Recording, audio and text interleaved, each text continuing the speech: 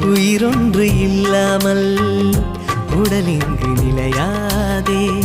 உயிர் என்ன பொருள் என்று அலைப்பாய்ந்து தெரியாதே.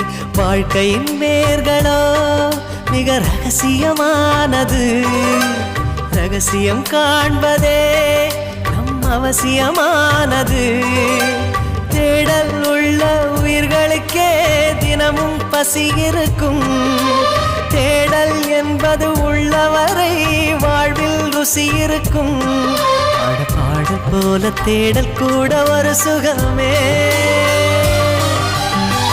இசை பாடி வரும் இளம் காற்றுக்கு உருவமில்லை.